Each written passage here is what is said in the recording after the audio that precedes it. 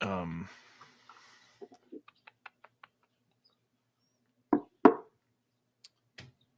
yeah, this is where I always need Dan to like fire off some weird thing to use for the beginning.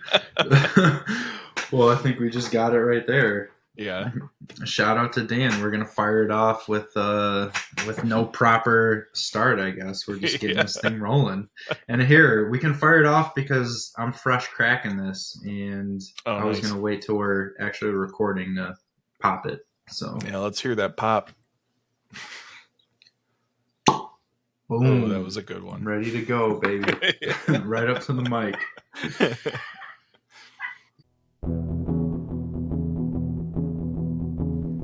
A podcast about bourbon and the ones who drink it.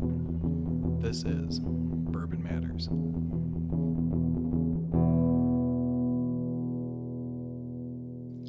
And welcome to Bourbon Matters. I'm Jake. And I'm Jake from Gold Eagle. And tonight we are talking about...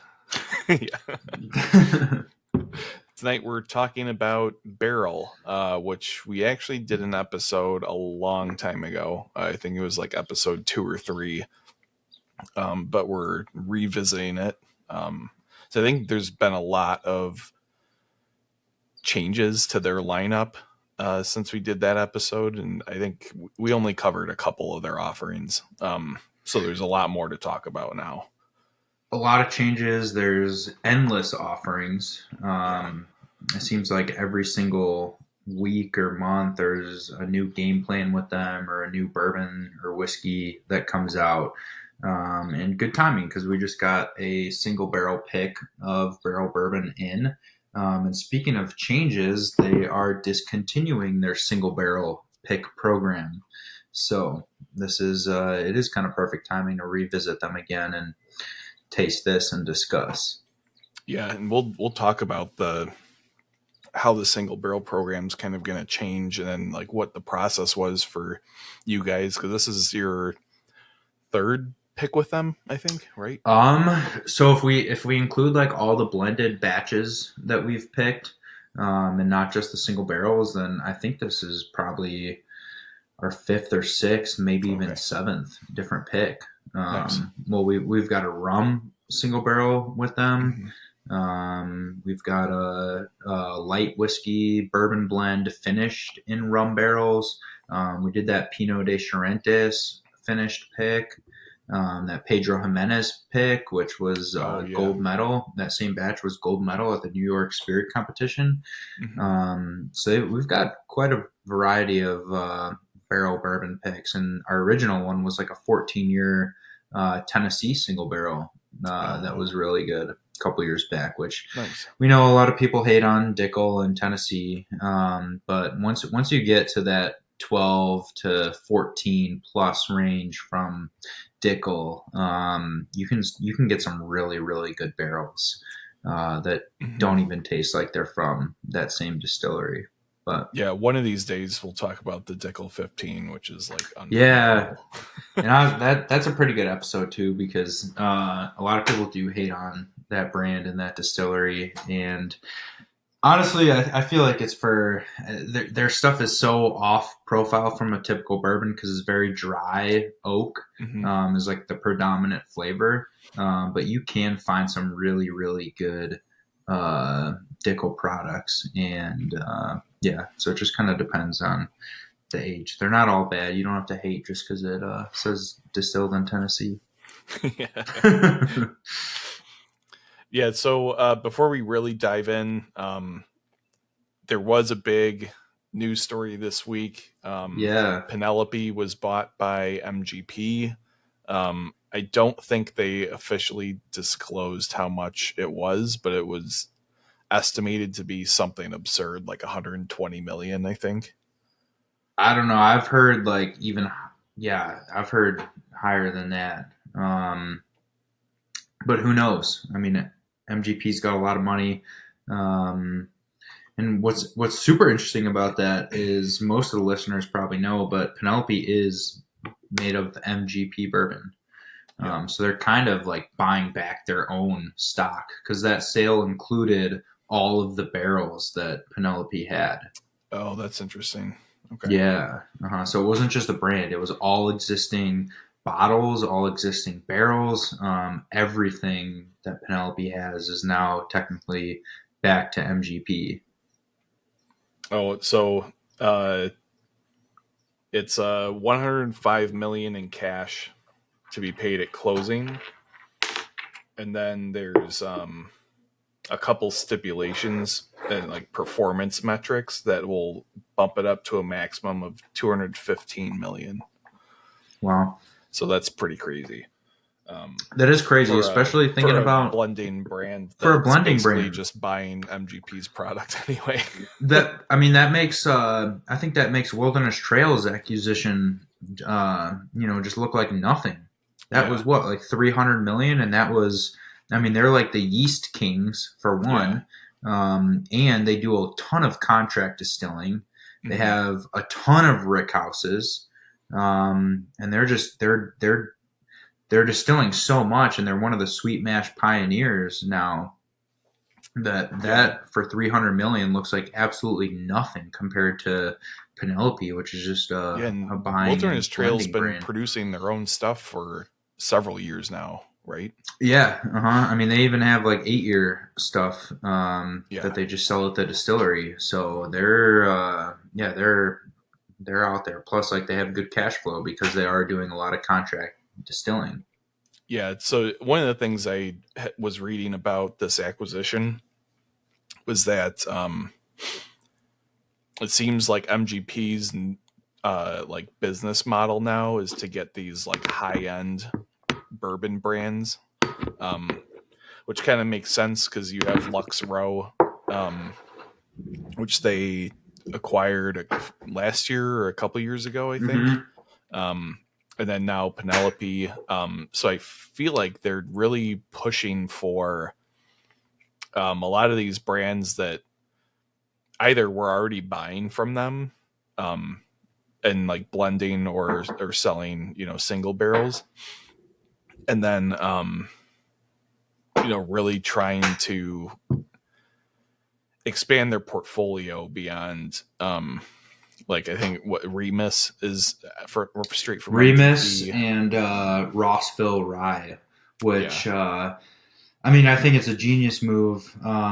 Rossville is one of the best ryes I've had, and it's just straight MGP. Usually 6 to 7 year. Their barrel proof is 6 to 7 year barrel proof MGP, that 95.5 that we all love, and it sits on the shelf for like $55.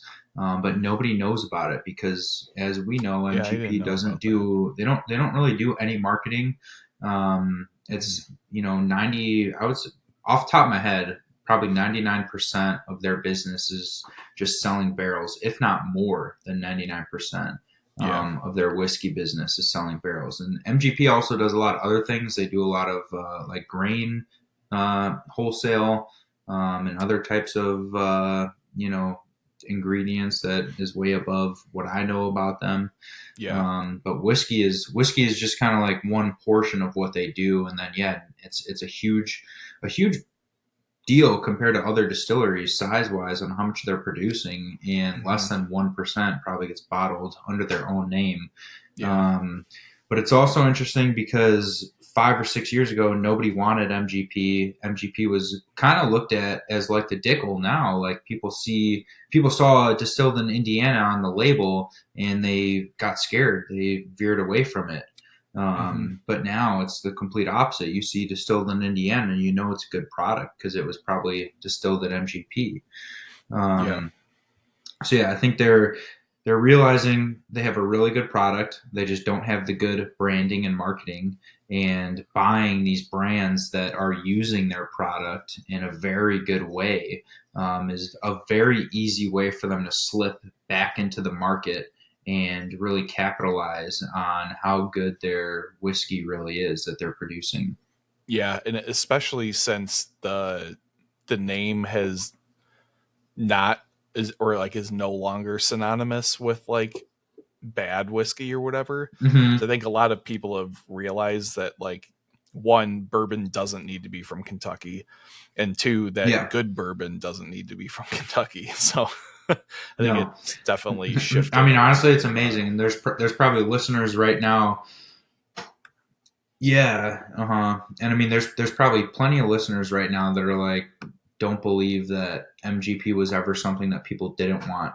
But I can tell you, when I started working at Gold Eagle, it was a hard sell to get people to buy a bottle that said distilled in Indiana. It is just like bottles now that are distilled in Tennessee. Nobody wanted MGP until basically the general public, the masses, realize that this is really, really good whiskey. Just depends on who's blending it, to make it kind of stand apart. Yeah, I remember when me and Dan first started like hunting for stuff. Like we would look at stuff and be like, why would anyone want Indiana whiskey? And Yeah. like then like going to some of the master classes and just trying like different things, it's like becomes quickly apparent that like really good whiskey is made in other states. So Right. Mm-hmm. yeah, I think a lot of people are opening up to that, and it's like obviously it's showing because now MGP is like people specifically hunt for these MGP labels because they know it's going to be really good. Right. And like the rye is just like unparalleled. So Yeah, and I know I actually just met with them this week, and they're coming out with like 5 new expressions for Rossville and 4 or 5 different expressions for Remus. So I know for Rossville they're going to have like a 100 proof rye, something around 90 proof. They're going to have a barrel proof. They're also going to have a 7 year. And then they're also going to have, like how Remus did the repeal once a year release, they're going to have a yeah. Rossville 10 year that releases once a year. Nice. And the new labels look sharp. It doesn't look anything like the old labels. It looks very modern. Kind of reminds me of like a Lux Row label. So obviously there's a little tie in there probably with the marketing teams coming up with those new labels, but yeah, it's exciting to see them really come full circle and realize how good their whiskey is, and then also good for them on buying other brands that are already using their whiskey, so that when the consumer that doesn't know a whole lot picks up that brand off the shelf the next time, it will taste very consistent over just buying some Kentucky brand or some smaller distillery that people might not have heard of, because they'll have a jump start on getting more of their whiskey out there. Yeah, and word on the street is that MGP is actually starting to limit what they're selling to people in terms Oh, of barrels because they've really depleted their stocks and they really want to hold on it's to some of those older barrels that they still have. yeah. I mean, it's like if you don't have a relationship with MGP right now, you basically you can't buy their whiskey from them. They don't really take people off the street anymore, and over the past like 5 or 6 years, it's gone from like, all right, you're a new customer with us, you can have 8 year stuff, and then every year it seemed like it just got younger and younger, like to the point where 2 years ago we actually partnered with a local distillery, Copper Fiddle, and we got some MGP samples, and we were talking about buying some MGP barrels to do like a private label, and the oldest that they would offer us was 2 year, and they didn't even give us the option of tasting the barrels. They were just like, here's the recipe. If you like this, we're gonna send you 4 random barrels with that recipe. And honestly, like, I wish we did it. At the time, it seemed a little crazy to buy 4 barrels without being able to taste them and just kind of taking a lone shot in the dark on them. But those barrels now would be 4 or 5 years, probably turning 5 years soon. And now you can't go to MGP and get new make. Yeah. Like, if you don't have a brand or relationship with them, you're not going to walk in there and be able to get anything. So Yeah. Well, speaking of MGP, this yeah. Barrell Craft Single Barrel that you guys picked is an MGP. It's 9 years and it's 111.5 proof. which is pretty typical of Barrel in terms of proof. They're usually in the like teens or 20s. Yeah, unless you get like a light whiskey from them, they're usually, they have that lower proof MGP, which when it gets the right age is really good. Yeah. Yeah, this one is excellent. It's got a lot of really great notes. I can't. Do you know the mash bill of this? Don't you? Yeah, 75% corn, 21% rye, 4% malt. Yeah, it's like it's So really nice. Typical MGP mash bill. But yeah, go ahead. It's a really nice amount of rye because you definitely get some of that spice in here. But the corn content is pretty high. And gets you like the nice sweetness to counterbalance that. It's a really well balanced whiskey. Yeah, I was gonna say super balanced. I get a ton of vanilla, a ton of oak, especially like toasted oak, charred oak, and I think that's coming through a little bit more just because there really isn't a lot of 9-year MGP on the market. Most brands that I know of, I mean, even Penelope, their MGP is really 4 years is what they're using.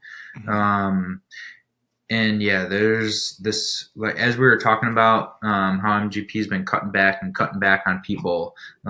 It's pretty, I would say, rare to find anything older than 8 years MGP bourbon nowadays. Just especially a single barrel. Most of the stuff is, most of the stuff when you see a 9-year MGP barrel, it's blended in with like some 4 or 5-year, just to give it a little more depth. But 9-year single barrel, you don't really see too often in 2023. So just a quick refresher on Barrel. They are a blending outfit. So they do blends. They source from MGP, but also Tennessee. I think they said Washington, all over the world, Wyoming. Like, yeah, there's all kinds of different places. Yeah, I mean, some of the barrel bottles on the back they list. They're very transparent. They list on the back everywhere where the bottle was distilled, and sometimes there's like 5 or 6 countries on the back. So there's a distillery in Poland that is kind of like a up and coming MGP. We all know Alberta up in Canada is kind of like an up and coming MGP. They do a lot of bourbon mash bills. So just because it says Canadian, you don't have to be scared. It's not going to necessarily taste like Canadian whiskey. But yeah, there's a lot of different places doing a lot of really good stuff and sourcing barrels out. And Barrell Craft, being a blending house, was kind of on top of the game and got to all these places before most of the other distilleries that are now trying to get into the blending game have. So they have good relationships all around the world and have a bunch of unique stuff to pull from. Yeah, and a lot of people kind of shit on blending, but I think a lot of people probably look at Barrel and say, I don't know if it's worth $80 or $90 for a blend, but almost all of their blends are using much older whiskeys, usually like in the like 8, 9, 10 plus year range. And all the ones that I've had have definitely been worth the money. They're all I think the only issue with being a blended whiskey in this day and age is, you have a lot of old school drinkers that think just because it's blended, it's not as good as like a single malt or a single barrel. And really, rewind 2-3 years ago, I think even people who are really into it, like us, kind of looked at blended whiskey as like a secondary category. But what I think the average consumer doesn't realize is, there's a lot of art that goes into blending, and recently, more and more people are starting to appreciate and realize that you're not just dumping barrels together and bottling it. There's layers that go into blending, not only to choose, what barrels and what mash bills to blend together, but also how to blend it and the pace that you're blending it together. Yep. As we saw with Fox and Odin, their 100 proof whiskeys have the flavor of 120, 130 proof whiskey without the burn. And that's because they're doing that cognac style slow blending method. But yeah, I mean, I think Barrell was a pioneer in the whole blending movement to show people that you can have a better blended whiskey than a single barrel, or, in the Scotch world, a single malt. Which Scotch, I think it's a little more prevalent, and I think they're a little farther behind than bourbon with the whole blending thing, because Scotch drinkers are scared anytime they see blended. It's always looked at as like a secondary whiskey category, but I think this day and age, like, most bourbon drinkers realize that there is an art that goes into blending, and if it's from a producer that you trust, and you're probably going to get a really good whiskey from it. And I get a lot of questions about Barrell, and not really as much anymore, but is Barrell worth the $80 price tag, the $110 price tag? And again, keep in mind, they came in with a blended bourbon and started charging $80 minimum for their product 3 years ago, 4 years ago, when blending was looked at as kind of like a poor man's bourbon drink. And I think they're a huge pioneer in changing everybody's mindset about blended whiskey and showing people that you can have a much more flavorful whiskey if it's blended correctly than a single barrel. It doesn't necessarily mean it's better. Yeah, and like, I think a lot of the hesitancy around blends comes from the Scotch world, where blends are typically like cheaper scotches, right? So a lot of people kind of look down on that, but then I feel like that carried over a lot into the bourbon world. But like, the evidence, I think, is pretty clear when you look at like the number of awards that Barrell wins every year at like spirit competitions is pretty incredible. Like, I think they won like 8 or 9 different gold or double golds this year. Like, almost every one of their expressions won something, which is pretty crazy. And they do an excellent job of not only keeping things like interesting with their normal release is always different every year, but now they're starting to put out more consistent expressions. Like the Vantage is the like Dovetail, Seagrass. I guess the Vantage is kind of be considered their like new like flagship, or like they're like standard kind of.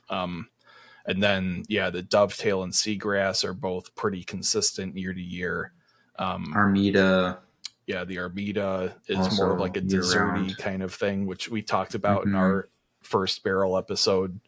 Yeah, I mean, they've done a lot, I think, for the blending movement category in general. Yeah. But another reason why I think people are afraid of blended bourbon, and Barrell Craft is a great example again, is because they'll, a lot of their bottles say 5 year on them. And then the average consumer is like, well, I'm not paying $80 for a 5-year bourbon. Which, this is probably something we should discuss on an upcoming episode. I hate people that are like, well, how old is it? What's the minimum? How about you try it? Like, does it taste good or does it not taste good? Who cares how young it is? Is the whiskey good or is it? Yeah, is the whiskey good or is it not? And I'm getting a little fired up because I had a conversation with a customer about this today, and they were like, "Well, how can you recommend this if it's only 6 years old?"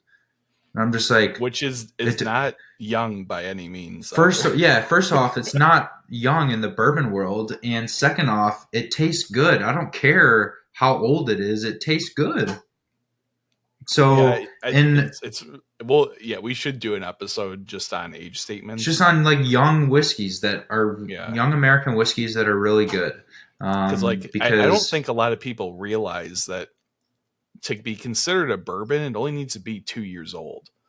Yeah, and a lot of and like, technically to be considered a bourbon, it just has to hit oak. Kentucky oh bourbon, right, yeah, 2 years old. Yeah, straight Kentucky Mm-hmm. bourbon is 2 years old. Not saying 2-year-old bourbon is good or bourbon that hits oak is good.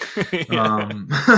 But how about you taste it blind and not worry about the age statement and just, does Mm-hmm. it taste good or does it not taste good? Do you like it or do you not? You know. Yeah. But going back to Barrel and their blends, like, yeah, their blends are 5 year, but they're also blending in 10 year, 15 year. They're blending in much older stuff. And if you ask one of their blenders or one of their reps that really knows what's going on, they will tell you the young whiskey is crucial to creating a good blend. Mm-hmm. You don't want, if you're creating a blended whiskey, you don't want something that's too oaky. You don't want, because all those older whiskeys kind of lose their fruit. They lose, there's just something to be said about a youthful whiskey, and it's not always going to be great on its own. But blending it in and layering it in with older whiskey creates a lot of depth and a lot of flavor that you wouldn't be able to find in either a young or an older whiskey. Yeah, a lot of those like So, bright sweet flavors are from like younger whiskeys. Like mm-hmm. you definitely start to lose that the older whiskey gets, and you get more of those like Right. darker like stone fruit kind of notes on older Mm-hmm. whiskeys, and like the tannic kind of oak and wood notes the older it gets. So yeah, to Yeah. get a really nicely balanced whiskey like this, you need something in like the 4 or 5 year range to really like Just counteract create all some that layer. oak and stuff. Mm-hmm. Absolutely.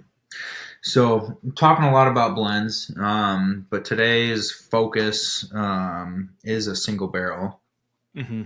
which it's kind of a good transition because the only reason why we picked this single barrel is because Barrel informed us that they're discontinuing their single barrel pick program, which when I first heard that, I was extremely disappointed. I can't even tell you how let down it was, just because like some of my favorite picks. We just did an 8 year barrel single barrel pick that beat Russell's 13 year in our blind tasting, and that wasn't even really close. The 8 year barrel pick destroyed it, which another reason why age doesn't really matter. It's all about flavor and If Dan taste. was here, he'd ask for the vote tally.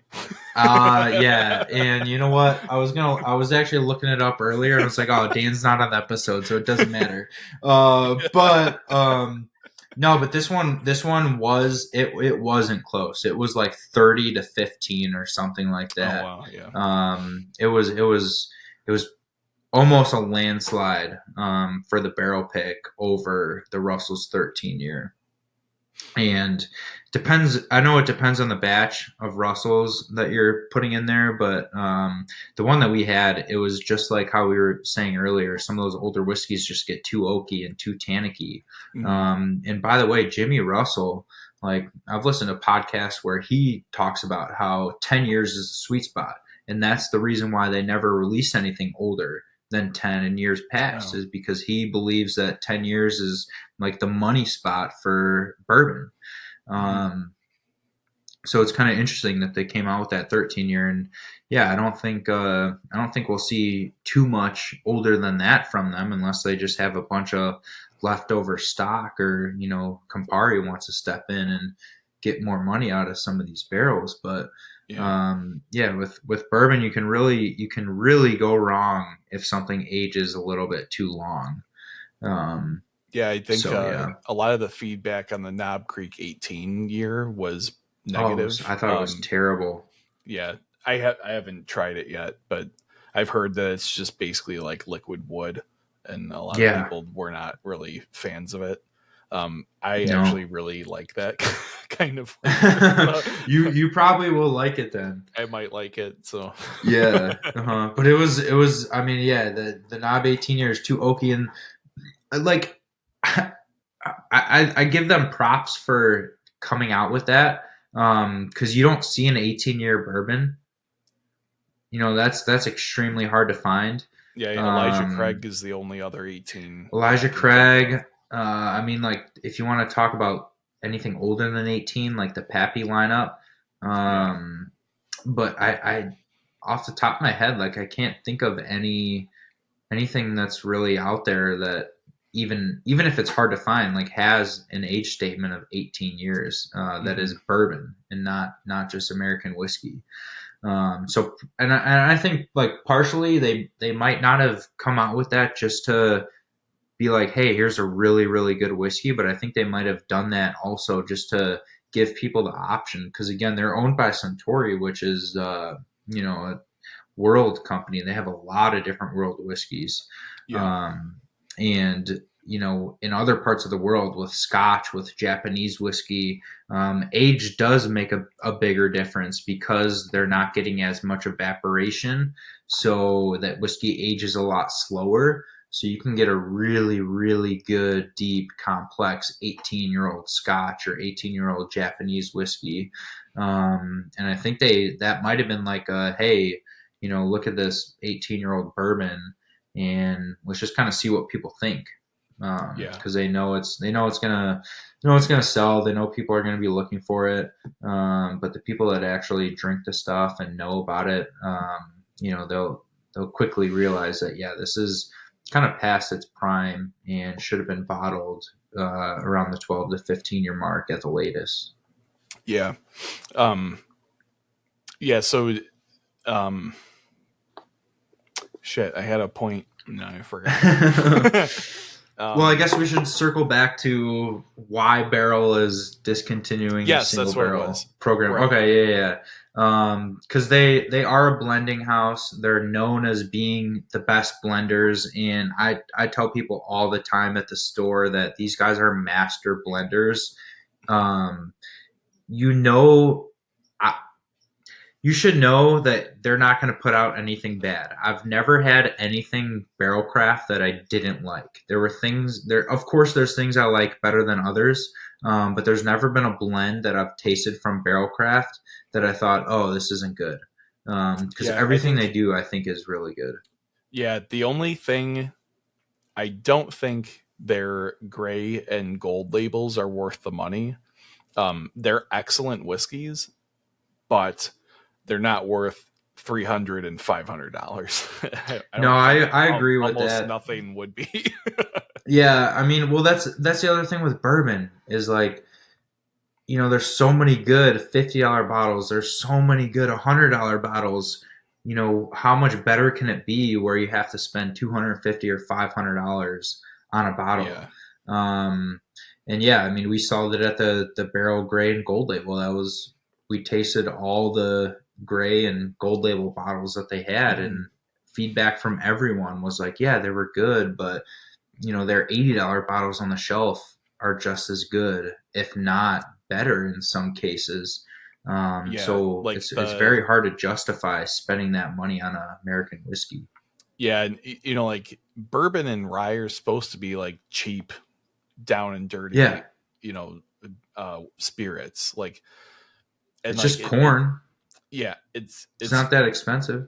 It's hard to justify beyond like the $150 mark for like I don't care how old it is. I don't care what the proof is. Once you get into like the $200+ range, it's just like it's a tough sell. Unless it's like absolutely unbelievable, like because like even like the Pappies and stuff are like less than 150, I think. For like retail, the 23 is maybe like 120. No, I think it's like no. I think it's more. That's like 400. Oh really? Oh, I thought retail. Yeah, no, it's like 400 retail. Well, the 12 years like 90 something. So yeah, the 12 years like 90. The 15 years like 130. But then once you jump up to 20, then it's like 200 or 250, and then the 23 is like 400. But again, that's also probably the distributor and Buffalo Trace, Sazerac, whoever, just raising the price a little bit just because. I mean, Yeah, that's kind of like a whole nother discussion, because sometimes they do find 23-year-old Pappy barrels at the end of their aging just completely empty, dried up. Yeah, yeah. So you have to figure that all into your cost. Um, Right. you know, Yeah. but yeah, I mean, it's and I've never tried Pappy 20 or Pappy 23. Um, Mostly because I don't care to, because everyone that I've talked to that has tried them has said they're just oaky water and they're not good. And the 15 years where it's at. And I've had the 15-year. It's really good. I would never splurge or, seek out a bottle. But yeah, I mean, I can't imagine the 20 or 23-year being better at all, let alone Yeah. worth 5 times, 10 times the price. I read a review, I think on the 23, and the author was like, the only way I can describe it is challenging, and I was like, oh, that doesn't sound good. Yeah, no, it doesn't sound good at all. Like, if you're It's like drinking something that good. every like palate note was like earth, like Mhm. dirt, like forest floor. It's like that Wood. sounds like Yeah. like Tree decaying wood. bark. Yeah. But yeah, But so yeah, no, anyway, I was gonna say they're we absolutely need to record a age statement episode. yeah, I think we do. Mm-hmm. But to try and circle back for the second time now, Yeah. I was the about to do that too. the plan for Barrel is to start doing like private select blends, right? Mm-hmm. Yeah. Which it makes sense, and I think it's kind of cool. I don't think I'm with them on completely stopping single barrel picks. Like I would like to see them give the option of both. Yeah. But their whole thing is like, we are blenders. We're trying to portray and advertise ourselves as master blenders. So when there is a single barrel released with our name on it, it kind of takes away from our motto of being blenders. Mm-hmm. So yeah, I'm kind of with them halfway on this one. But I do think it's cool that they're sticking to their name and their brand.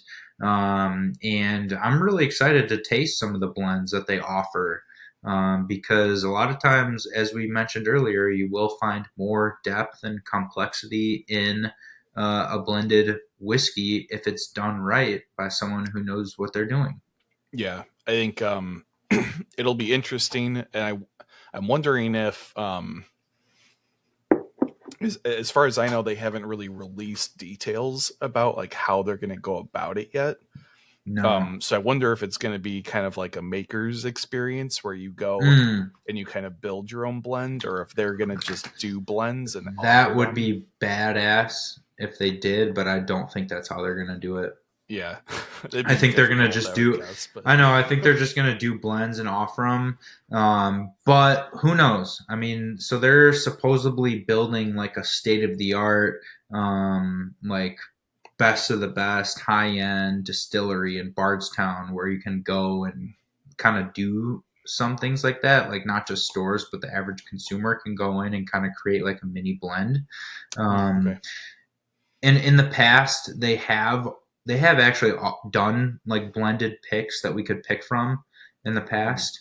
Um, so the way they've kind of handled those, so our rum cast finish, American whiskey, which was light whiskey, 18-year light whiskey blended with 14-year bourbon, finish in a rum cask, and that was the same, pretty much the same base as our Pinot de Charentes and Pedro Jimenez finish that we did from them. They're creating a blend. You get to pick from the blend, and if you pick that one blend, they won't sell it to anybody else in your state. Oh, okay. So it's basically like a 30 bottle minimum that you have to commit to, and then they'll keep selling it in other states until they run out. Which I think that's cool, because it gives it gives a store like us the opportunity to do more picks with them, because we're not committing to 200 150 bottles on Yeah. one pick.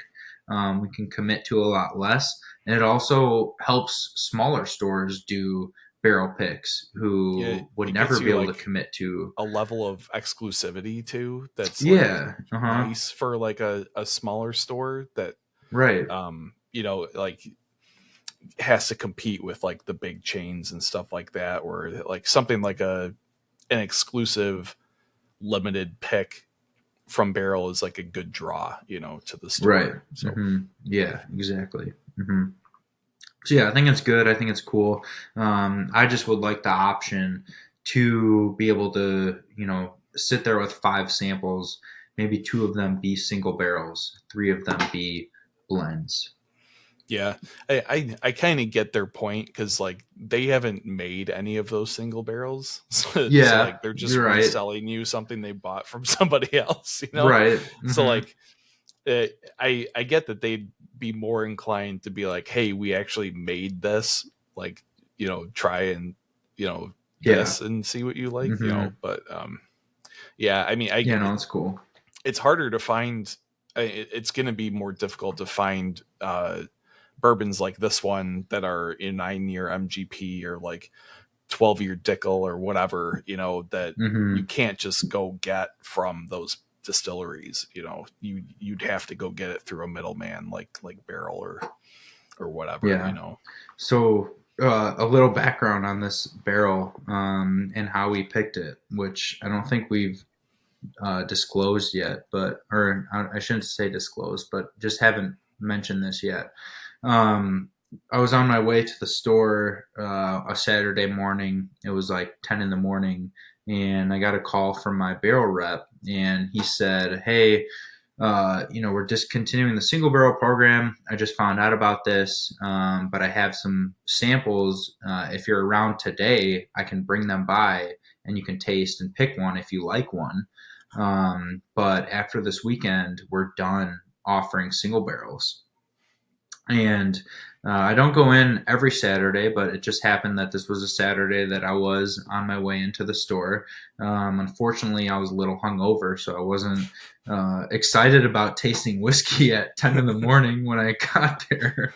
But yeah, it was the last opportunity to taste and pick a single barrel from them. So it kind of caught me off guard, but we tasted 3 different barrel samples, and this was by far actually it was 4 different barrel samples. This was by far the best. And then once I picked this one, he said, "Oh, you know what? I'm sorry. Somebody else already picked this.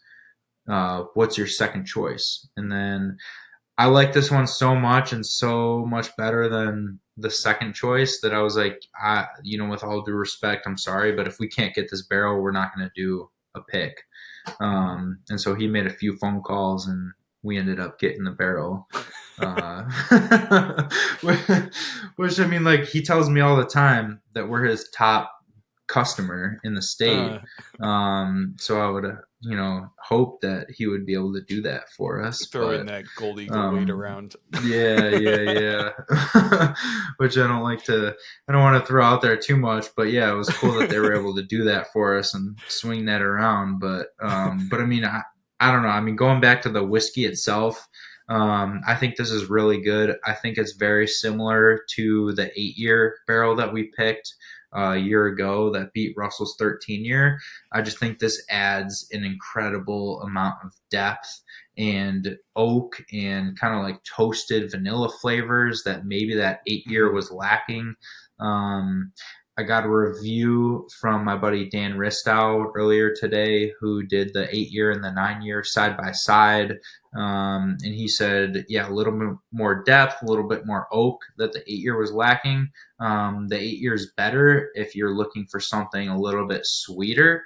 But as an overall whiskey, this 9-year just has a lot more of those flavors that we love. And it's just an enhanced version of the 8-year. And the price is the same too. They didn't raise the price on us just for it being a year older. So I don't know, $109.99. How about you as a consumer? Like, what do you think of that price point for a 9-year? Yeah, I think it's worth bourbon? It. It's like you said, you're not gonna really find anything comparable, at least easily. and like this one, the flavor profile is pretty spot on for what you'd want out of a 9-year whiskey. Um, very well balanced, like we said. Um, it gets, some of the rye notes that I'm looking for, you know, um, but it definitely would appeal to a non-rye drinker, like the Mm-hmm. hardcore bourbon enthusiast as well. Yeah, it doesn't have like a cinnamony rye. It's more of like a baked goods type of Mm-hmm. rye, um, which is, I think sometimes when people hear rye and they get scared, that's the people that, don't like that cinnamony, too heavy on the spice note. But this is more of like a toasted, like baked goods type of spice going on. Yeah, it's definitely much more like vanilla and the toasted oak forward kind of notes. The rye just kind of comes through on the end a little bit, which is kind of what I Yeah. look for. But yeah, I Yeah. mean, I But yeah, think it's a overall, very balanced. yeah, it's a good price point for a single barrel, especially of this caliber. Yeah, I think overall it's a really good pick. Mm-hmm. And you know me, I like the high proof. I like the barrel proof. Um, this is most of our picks. I can say taste well below their proof. Mhm. I think this one tastes right at its proof. Yeah, It's not like a sneaky one by any means, but it's full of flavor. Which a lot of times when you get those lower proof whiskeys, they're just lacking a little bit of flavor. hmm But this one's crushable, and it has full body, full flavor, very viscous, and yeah. At 111, it's a nice accessible like barrel entry proof or barrel entry are, or are we going to barrel start talking proof. about session whiskeys at 111 proof? No, should not count No. as a session whiskey at 111. Yeah, not a But I session mean, whiskey, but yeah, it's it's definitely you can like have more than one. yeah, and You can like have more than one pour. people that don't necessarily like higher proof whiskeys might like this one because it's not too Yeah, it's a high. it's It's a nice sweet it's a spot. good it's a good gateway into higher proof barrel proof Mhm. for people that don't like that high proof, but it's also a great bottle for even the connoisseurs who, oh, I only drink hazmat, Yeah, you know. So it kind of hits on every aspect of what you'd want in a whiskey, no matter what kind of whiskey drinker you are. And this is off of a fresh crack too. I think usually with the barrel cash strength stuff, it opens up a lot after it gets a yeah. little airtime. I don't have my water dropper up here, or else I would Mm. do a water drop and see how it changes. Yeah, I actually haven't tried this with water yet. I started doing Because that at all of the master classes because I can't oh yeah. remember they they told us that to do it at one of them, and normally I do not. Um, Hmm. but after that one, I was like, "Holy shit, this really makes a difference." I've been Well, trying to yeah. I do it mean, on all of them. it's kind of hard to know, and it's a personal preference thing. Whether you like it better with the water or without it, and I can definitely see it being hard at the master classes because you only have half-ounce pours, and there's hmm 6 or 8 pours to go through. So you really only have like one full sip without water, and then one full sip with water if you're adding water to them. Yeah, Um, and I typically like things at higher proof, so I don't add water. But I know it's something that I should be doing more just to kind of see how the flavor changes and how to better describe it to people. Because a lot of times, yeah, adding a little bit of water does add a lot more flavor, and sometimes without even taking away. The depth and the proof. It just kind of just adds yeah, more of the notes that you might want in a whiskey. yeah. I've heard before. Yeah, if you go on whiskey tours and stuff, they'll always tell you try everything neat once, Hmm. and then you can do whatever you want to. Yeah, I agree with So I agree with that. I mean, you should try everything neat, and then you should try everything with a drop of water, and just see how you like it. yeah, But yeah, for someone who's getting into whiskey, then yes, absolutely, you should always taste neat, no matter what. Yeah. Before adding water or adding ice.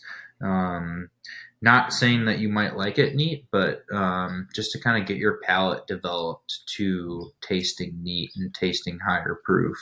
Yeah, you definitely get a better grasp on the flavors if you taste neat. So Mm-hmm. even if you add the water after, you can pull back and like or recall what the neat flavors were and how those changed Right. with the water and stuff. So yeah, usually it's a good idea to do it neat Yeah. first, at least. So yeah, the only other thing that we wanted to talk about was Stellum and their relationship to Barrell Craft. So Stellum is like the sister brand of Barrell Craft. Also blends. There was a Also master cast class. strength. Yeah, also cast strength. Mm-hmm. There's a master class a couple months ago now, or last Yeah. month. Mm-hmm. With all the black Um, label Stellums. yeah, and that was a great one. Their bourbons are good. Their ryes are absolutely phenomenal. Mm-hmm. I like can't recommend them enough. I really enjoyed the Lone Cypress. I think was the new rye release. Yeah. That's Mm-hmm. like And the Tara, unbelievable. Yeah, the Tara is fantastic. That's a bourbon. which it is a bourbon, and maybe it's not worth mentioning because I know you can only get it at Gold Eagle. The Tara was a blend created for somebody in California, and a couple cases got misplaced, and so we kind of have like almost exclusive rights to it within Illinois because we took just about everything that the distributor had, but it's a really good blend of Yeah. Stellum bourbon. And yeah, the ryes are really good. And just talking about the standard Stellum, I think the standard bourbon is really not anything great, but the standard rye, which is $55 on the shelf, is actually really good. Yeah, and like And they, Stellum, I think they said was trying to kind of be the more price accessible version of Barrel. yeah, But like once you get into the special releases, you're talking about that same Barrel price point. yeah, But which is they are also super worth it. super interesting because they said they started Stellum to be like an accessible, friendlier price point on the shelf. And at first, they just came out with the bourbon and the rye, which were $55, which I think is genius on their Yeah. part. Because yeah, there was a ton of customers who didn't want to spend $80 on a bourbon. Um, and again, these are kind of people that are just getting into whiskey, who don't necessarily think they'll appreciate an $80 bottle of whiskey. Mm-hmm. Um, so it was a good move on Barrel Craft's part to start this Stellum brand. But now it seems like everything Stellum is putting out is their higher end black label releases, which are $100 on the Yeah. shelf. Um, yeah, I don't know. I think it's a little iffy. Nobody really knows except for the four people who started Barrel on where they're going with the Stellum brand. But I've heard rumors, inside rumors, that they started it just to sell the brand and get more cash flow for Barrel. Um, I've also heard that their full intention was to just come out with those two $55 bottles, and they kind of discovered older, more rare casks in the Stellum inventory, and that's why they came out with the black label higher end bottles. But I guess nobody will really know unless some more information gets leaked, or unless they sell. Yeah. Yeah. I mean, either way, I think the rye, the standard Stellum rye, is definitely worth a buy if you're into rye. It's very good. Um, yeah. Other than that, I don't know what else there is to say. I don't know. Seagrass It's is really amazing how good. fast it is really good. That's my summer sipper. Like you can't find a better barrel proof 115, 120 proof whiskey than Seagrass Yeah, it's for the excellent. summertime. But Yeah, yeah, it's amazing nice how rye. fast. Really good. Yeah. I was just gonna say it's amazing how fast an hour goes when you're sipping whiskey and talking about good stuff. But yeah, I just looked at the time. It's like, wow, we're already at an hour already. Yeah. So I don't have anything else to cover on Barrell. I don't think. No, I think that's about it. So yeah, I'm gonna plug Gold Eagle because Dan isn't here to give me shit for it. If you're looking for a really really good single barrel, especially MGP, do not miss this barrel. So that's always weird to say. Yeah. Barrel. Don't miss this Barrell single barrel. I don't know of many other MGP 9-year single barrel offerings out there on the mark. And we're unfortunately not going to be able to pick more single barrels from Barrell Bourbon. So get this while you can. goldeaglewine.com, Facebook, Gold Eagle Spirits, Instagram, Gold Eagle Wine. But yeah, this is one of the most balanced MGP products that I've ever had in my life. So yeah, I would definitely recommend. Pick. Yeah, so if you want to listen to our first episode on Barrell, it's somewhere in our catalog, which you can listen to on Spotify, Apple Podcasts, or wherever you listen to podcasts. There is not a video episode, but if you like watching video episodes, you can watch us on YouTube. We started around episode 40 something on YouTube. So, and I'm not going to do the back catalog because it's a lot of work. But you can email us at bourbonmatters@gmail.com if you want to tell us that we should review something, or you have some specific topic you want us to talk about.